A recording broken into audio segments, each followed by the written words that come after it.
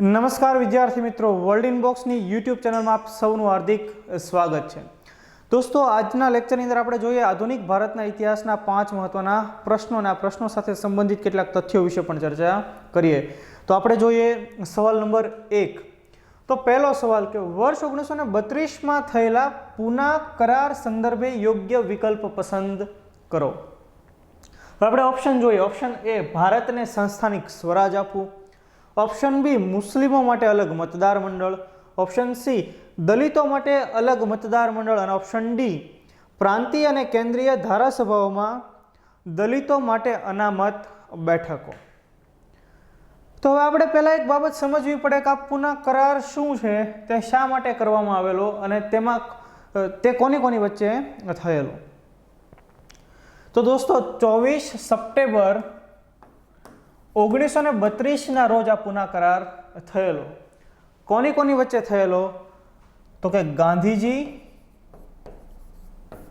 અને BR આંબેડકરજી વચ્ચે. આપણને તરત પ્રશ્ન થાય કે ભાઈ એવી શું જરૂરિયાત ઊભી થઈ કે આ કરાર કરવો પડ્યો. તો આપણે એને થોડુંક એનું બેકગ્રાઉન્ડ તપાસીએ. દોસ્તો, આના વિશે વિસ્તૃત બધી જ માહિતીઓ વર્લ્ડ ઇનબોક્સ માય ક્લાસ એપમાં કરવામાં જ આવેલી છે. ઓકે, છતાં પણ આપણે થોડીક બાબતોની તપાસ કરીએ, એ ચર્ચા કરીએ તો આપણને સરળતાથી ખ્યાલ પડશે. તો આપણે એના માટે જોઈએ ગોળમેજી પરિષદ.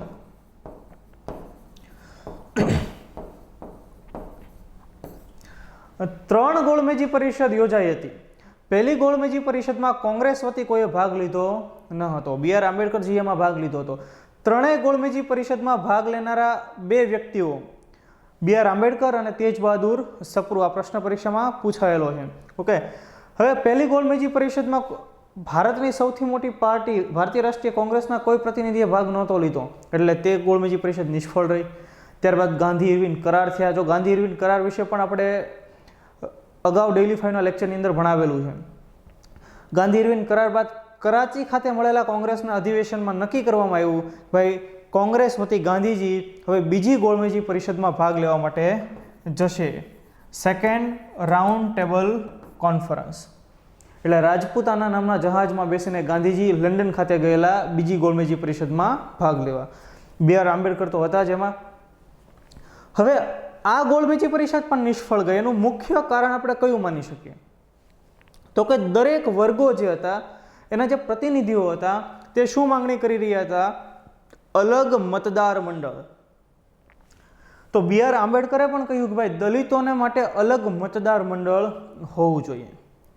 તો BR આંબેડકરની આ વાતનો ગાંધીજીએ વિરોધ નોંધાવ્યો. ગાંધીજીએ શું તર્ક આપ્યો કે ભાઈ દલિતો એ હિન્દુ જ છે, એની સાથે માઇનોરિટીઝ એટલે કે લઘુમતીઓ જેવો વ્યવહાર થવો જોઈએ નહીં, અને એને એટલે કે દલિત લોકોને અલગ મતદાર મંડળ ન આપવું જોઈએ, કેમ કે એને અલગ મતદાર મંડળ આપવાથી તે લઘુમતી જેવો એમની સાથે વ્યવહાર થઈ જશે અને તે થોડા આઇસોલેટ થઈ જશે. એવું ગાંધીજીનું માનવું હતું.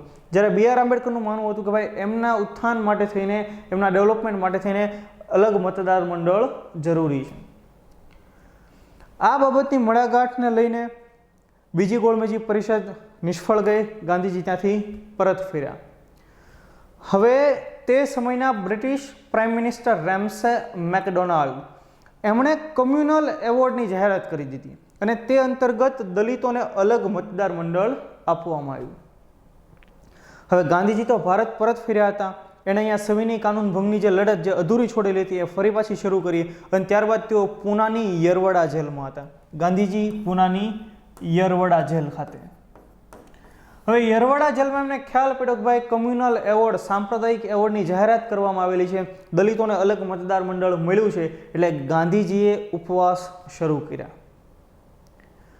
તો અહીંયા ગાંધીજીને મનાવવા માટે થઈને BR આંબેડકર અને ગાંધીજી વચ્ચે એક મહત્વનો કરાર થયો, જેને આપણે કહીએ છીએ પૂના કરાર. ક્યારે થયો? 24 સપ્ટેમ્બર 1932ના રોજ, અને ત્યાર પછી ત્રીજી ગોળમેજી પરિષદ યોજાય છે. તો હવે આપણે સમજીએ કે આ પૂના કરાર થયો તો એમાં કઈ બાબતનો ઉલ્લેખ કરવામાં આવ્યો હતો. હવે આપણે જોઈએ કે BR આંબેડકરે શું કીધું હતું? તો કે દલિતોને અલગ મતદાર મંડળ મળવું જોઈએ. આવું બી આર આંબેડકરનું માનવું હતું, પણ ગાંધીજીએ ના પાડી હતી. તો પૂના કરાર અંતર્ગત બાબા સાહેબ આંબેડકર રાજી થઈ ગયા કે કંઈ વાંધો નહીં, દલિતો માટે જે અલગ મતદાર મંડળ છે હવે આપણે તેને દૂર કરી દઈએ છીએ, હવે આપણે તે જોઈતું નથી. આંબેડકરજી રાજી થઈ ગયા.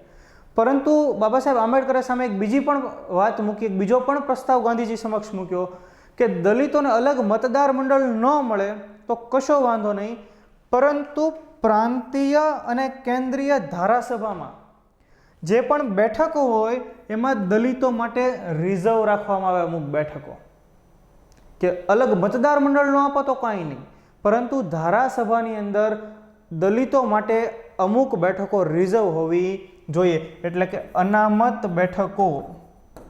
તો ગાંધીજીએ બાબા સાહેબ આંબેડકરની આ વાતને સ્વીકારી લીધી અને કેન્દ્રીય અને પ્રાંતીય ધારાસભામાં દલિતો માટે અલગ બેઠકો, અનામત બેઠકો રાખવામાં આવી. એટલે આપણા આ પ્રશ્નનો સાચો જવાબ શું થશે? ડી.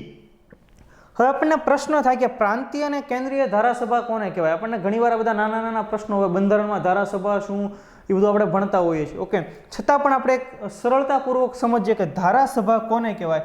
તો કે જે પણ ધારાઓ ઘડે, જે પણ કાયદાઓ બનાવી શકે તે તમામને ધારાસભાઓ કહેવાય. ગુજરાત વિધાનસભા ધારાસભા કહેવાય? તો કે હા, એ કાયદા બનાવી શકે. લોકસભા ધારાસભા કહેવાય? તો કે હા, તે કાયદા બનાવી શકે. રાજ્યસભા ધારાસભા કહેવાય? તો કે હા, તે કાયદા બનાવી શકે. એટલે ધારાસભા એટલે શું? તો કે ગુજરાત વિધાનસભા પણ એક ધારાસભા છે, લોકસભા અને રાજ્યસભા પણ ધારાસભા છે. એટલે અહીંયા સ્પષ્ટ શબ્દ છે કે પ્રાંતીય ધારાસભા. પ્રાંતીય એટલે શું? હવે તે સમયે આપણે અંગ્રેજોના ગુલામ હતા, આપણે રાજ્ય વ્યવસ્થિત નહોતા, એટલે રાજ્યને આપણે અલગ અલગ શું કહેતા? પ્રાંત કહેતા.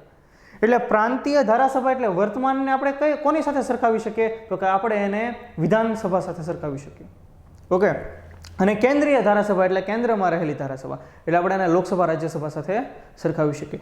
તો આમાં દલિતોને દલિતો માટે અનામત બેઠકો મળશે તે વાતનો ઉલ્લેખ હતો પૂના કરારની અંદર. એટલે આપણો આ પ્રશ્નનો ઉત્તર થશે ડી. હવે કેટલી બેઠકો અનામત હશે? તો એ પણ આપણે ખાસ યાદ રાખીએ કે કેન્દ્રીય ધારાસભાની અંદર 18 બેઠકો અનામત રહેશે. જ્યારે પ્રાંતીય, હવે એ સમયે ઘણા બધા પ્રાંતો હતા, તો એ પ્રાંતોની અંદાજિત 71 માંથી 142 જેટલી બેઠકો અનામત કરવામાં આવી હતી. ઓકે, 18 બેઠકો ક્યાં? કેન્દ્રમાં, અને અલગ અલગ પ્રાંતોમાં 142 જેટલી બેઠકો પ્રાંતોની અંદર દલિતો માટે અનામત રાખવામાં આવે. આ બધી બાબતોની ચર્ચા થયેલી પૂના કરાર અંતર્ગત. ત્યાર પછીનો હવે આપણે સવાલ જોઈએ. ભારતના શિક્ષિત મધ્યમ વર્ગે 1857ના વિદ્રોહનો વિરોધ કર્યો, 1857ના વિદ્રોહનું સમર્થન કર્યું, 1857ના વિદ્રોહમાં તટસ્થ રહ્યા કે દેશી શાસકો વિરુદ્ધ યુદ્ધ કર્યું. 1857. હવે દોસ્તો 1857નો જે સંગ્રામ છે, જે વિપ્લવ છે, તેને અલગ અલગ ઇતિહાસકારોએ અલગ અલગ રીતે આલેખ્યો છે. આપણે કોઈ વિદેશી ઇતિહાસકાર જોઈએ, એમાં ખાસ કરીને જો બ્રિટિશ ઇતિહાસકાર હોય તો તે શું કહેશે કે આ એક માત્ર સિપાહી વિદ્રોહ હતો, એક સૈન્ય વિદ્રોહ હતો. જ્યારે ભારતીય ઇતિહાસકારોએ તેને ભારતની આઝાદીની પહેલી લડાઈ કહી છે, કે first independence war of India. આ અંગેનું પુસ્તક પણ વીર સાવરકર, વિનાયક દામોદર સાવરકરે લખ્યું છે, first independence war of India 1857. હવે અહીંયા વાત કોની કરી છે? શિક્ષિત વર્ગોની વાત કરી છે કે તેઓએ કઈ ભૂમિકા ભજવી હતી. તો દોસ્તો, જો આપણે 1857નો સંગ્રામ ભણીએ, તમે તો પહેલાં કમેન્ટ બોક્સની અંદર કમેન્ટ કરશો કે 1857ના સંગ્રામ સમયે ભારતના ગવર્નર જનરલ કોણ હતા. હવે 1857ના સંગ્રામ નિષ્ફળ જવાના ઘણા બધા કારણો છે. એમાંનું એક કારણ શું હતું કે જે મધ્યમ અને જે શિક્ષિત વર્ગ છે તે આ સંગ્રામથી દૂર રહ્યા હતા. દૂર રહ્યા હતા મતલબ કે તેઓ એમાં કોઈ પણ પ્રકારની ભૂમિકા ભજવી ન હતી, તેઓ તટસ્થ રહ્યા હતા. એટલે આ પ્રશ્નનો સાચો જવાબ થશે સી. હવે આપણને તરત પ્રશ્ન થાય કે ભાઈ આવું તટસ્થ રહેવા પાછળનું શું કારણ જવાબદાર હોઈ શકે? કેમ કે આમાં ભારતના રજવાડાઓએ ભાગ લીધો હતો. આપણને ખ્યાલ છે ઝાંસીની રાણી લક્ષ્મીબાઈ, કુંવરસિંહ, એ બધા એ લોકોએ ભાગ લીધો. કુંવરસિંહની ઉંમર પણ એવું ઇતિહાસકારો લખે છે કે 80 વર્ષથી પણ વધારે હતી કોઈક પુસ્તકની અંદર 70 વર્ષથી પણ વધારે હતી એવો પણ ઉલ્લેખ કરેલો છે. તો આટલી મોટી ઉંમરે આ લોકોએ આવા સંગ્રામની અંદર ભાગ લેવો પડ્યો હતો, જ્યારે શિક્ષિત અને મધ્યમ વર્ગ એવો એ ભાગ નહોતો લીધો. તો શા માટે? તો જેટલા પણ એવું કહેવાય કે જે પણ રિયાસતોએ ભાગ લીધો હતો તે લોકો કંઈક પોતાના માટે લડતા હતા. અને શિક્ષિત વર્ગે એવું વિચાર્યું કે જો આપણે આ વિપ્લવ કે આ સંગ્રામની અંદર ભાગ લઈએ અને અંગ્રેજોનો આમાં પરાજય થાય, અંગ્રેજો જતા રહે, તો ફરી પાછું ભારતની અંદર રાજાઓનું ચલણ વધશે, રાજાઓના હાથમાં સત્તાઓ આવશે, રાજાઓ આપ ખુદ શાહ બની જશે અને આપણે જેમ વર્ષો પહેલાં જેવી રીતે ભોગવતા હતા રાજાઓને એવું પાછી આપણી પર પરિસ્થિતિઓ આવશે. જ્યાં જે શિક્ષિત વર્ગ હતો, થોડું ઘણું ભણેલો હતો, તેઓ અંગ્રેજોને ત્યાં નોકરી મળી જતી હતી, એટલે એને પાસે થોડીક જે આર્થિક સગવડતાઓ તે પણ વધી ગઈ હતી આ શિક્ષિત મધ્યમ વર્ગની. એટલા માટે તેઓ આ સંગ્રામમાં તેઓ તટસ્થ રહ્યા હતા. આઈ હોપ કે આ પ્રશ્ન તમને ખ્યાલ પડ્યો હશે. ત્યાર પછી એક વિધાન છે અને આ વિધાન કોણે કહેલું છે તે આપણે જવાબ આપવાનો છે. કોંગ્રેસ તેના પતનના આરે છે અને ભારતમાં રહેતા મારી એક ઈચ્છા કોંગ્રેસને શાંતિપૂર્ણ રીતે સમાપ્ત કરવામાં મહત્વનો ભાગ ભજવવાની છે. તો આ વિધાન કોનું છે? ફરી એકવાર આ વિધાન બોલું કે કોંગ્રેસ તેના પતનના આરે છે અને ભારતમાં રહેતા મારી એક ઈચ્છા કોંગ્રેસને શાંતિપૂર્ણ રીતે સમાપ્ત કરવામાં મહત્વનો ભાગ ભજવવાની છે. આ વિધાન કોણ બોલેલું છે? Option A Lord Dufferin, option B Lord Curzon, option C Lord Lytton કે ઓપ્શન ડી ઉપરોક્ત પૈકી એક પણ નહીં. હવે દોસ્તો આપણને એમ થાય કે આ પ્રશ્નનો જવાબ આવશે ઉપરોક્ત પૈકી એક પણ નહીં, કે આ વિધાન કોનું હશે? તો કે અમિત શાહનું હશે, પણ એવું નથી. ઓકે, આ વિધાન આ ત્રણમાંથી એક વ્યક્તિ દ્વારા જ બોલાયેલું છે અને એ કોણ છે? તેનું નામ છે લોર્ડ કર્ઝન. તે લોર્ડ કર્ઝન કે જેણે બંગાળના ભાગલા પાડ્યા હતા. હવે શા માટે આવું વિધાન બોલ્યો હતો એ પણ આપણે જોઈએ. તો લોર્ડ કર્ઝનનો જે ભારતની અંદર એનો સમયગાળો છે તે સમયગાળો અંદાજિત 1899 થી 1905 સુધીનો છે. 1905માં એણે બંગાળના ભાગલા પાડ્યા હતા. હવે એનો સમયગાળો શરૂ ક્યારે થાય છે? 1899માં. કોંગ્રેસ, અહીંયા જે કોંગ્રેસની વાત થાય છે તે કઈ કોંગ્રેસ? ભારતીય રાષ્ટ્રીય કોંગ્રેસ. એની સ્થાપના ક્યારે થઈ?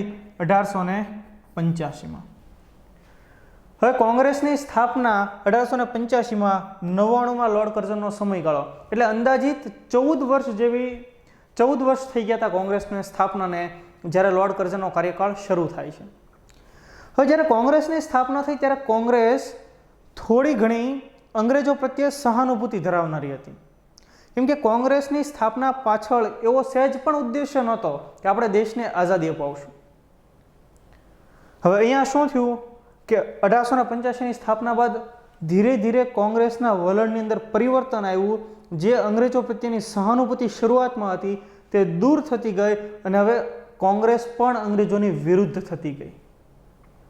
અને જેમ આ સમય વધતો ગયો એટલે લોર્ડ કર્ઝનને એવું લાગ્યું કે હવે કોંગ્રેસને સમાપ્ત કરવી જરૂરી બનશે.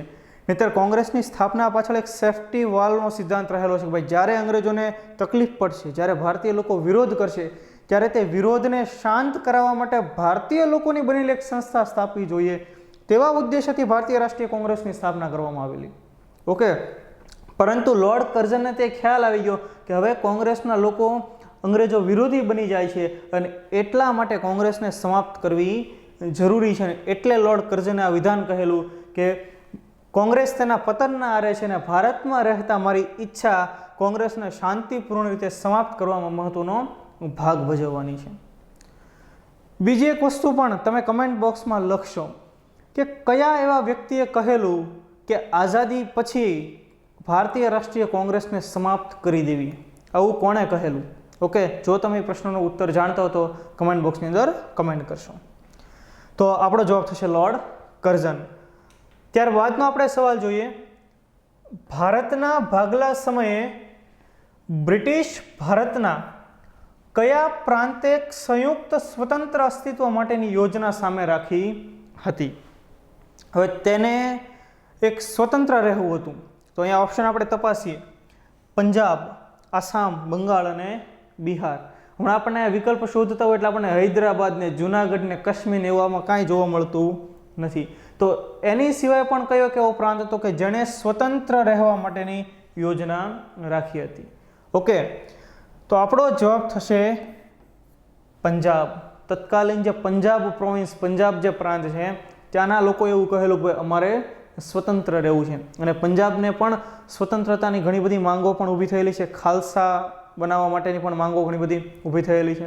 ઓકે, હવે આ માંગણી સ્વીકારવામાં નહોતી આવી. સરદાર વલ્લભભાઈ પટેલે આ વાતને સ્વીકારી નહોતી. પણ એના બદલામાં કઈ કામગીરી થઈ? તો એના બદલામાં પેપ્સુનું ગઠન કરવામાં આવ્યું હતું. પેપ્સુ એટલે શું? તો કે Patiala and East Punjab state union.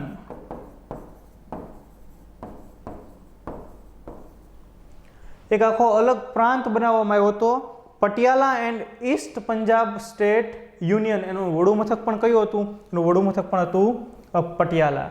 આગળ જતાં આમાંથી થોડો આ જે પેપ્સુ છે તેમાંથી થોડો ભાગ હરિયાણામાં ગયો અને થોડો ભાગ પંજાબની અંદર, અને વર્તમાનની અંદર આપણે એક મુકમ્મલ પંજાબ અને હરિયાણા વિસ્તારો જોઈએ છીએ.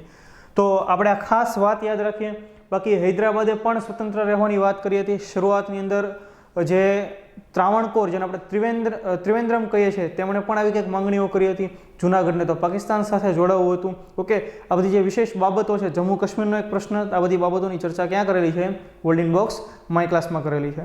ઓકે, ત્યારબાદ આપણે જોઈએ કે lectures from Colombo to Almora નીચેનામાંથી કોના અનુભવ પર આધારિત છે? Option A Veer Savarkar, option B Annie Besant, option C Ramakrishna Paramhansa અને ઓપ્શન ડી સ્વામી વિવેકાનંદ. તો દોસ્તો, lectures from Colombo to Almora. Almora ઉત્તરાખંડની અંદર આવેલો અલ્મોડા મઠ, તમે કદાચ નામ સાંભળ્યું હશે. જે કોણે બનાવેલો છે, તો તેની સ્થાપના કોણે કરેલી છે? એની સ્થાપના કરેલી છે સ્વામી વિવેકાનંદે. તો આ જે lectures from Colombo to Almora છે એક પુસ્તક છે, અને એમાં સ્વામી વિવેકાનંદના જે કોઈ પણ ભાષણો છે તેનું સંકલન કરવામાં આવેલું છે. ત્યાર પછીના ભાષણો અથવા તો કયા ભાષણો? તો આપણને સૌને ખ્યાલ છે કે વર્ષ 1893માં તેઓ એક વિશ્વ ધર્મ પરિષદમાં ભાગ લીધો હતો. કઈ વિશ્વ ધર્મ પરિષદ? શિકાગો વિશ્વ ધર્મ પરિષદ.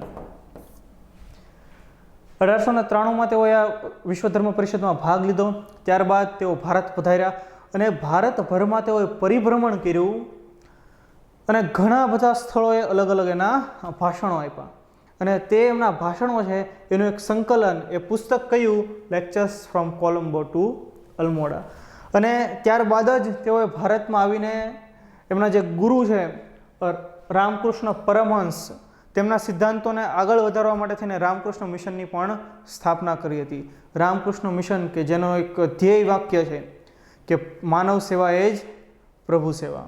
તો આ સ્વામી વિવેકાનંદનું ભાષણોનું એક પુસ્તક lectures from Colombo to Almora. આ પુસ્તકને આધુનિક ભારતનું અધિકાર પત્ર પણ કહેવામાં આવે છે. તો ખાસ આ વસ્તુ તમે નોંધજો. આધુનિક ભારતનો અધિકાર પત્ર. ઓકે, તો આ પણ બાબત ખૂબ મહત્વની, પરીક્ષાની અંદર ફેક્ચ્યુઅલ બાબત આપણને પૂછાઈ શકે. તો દોસ્તો, આ હતા 5 મહત્વના ડેઇલી 5ના પ્રશ્નો. આઈ હોપ કે તમને કંઈક નવું જાણવા મળ્યું હશે. Thank you very much.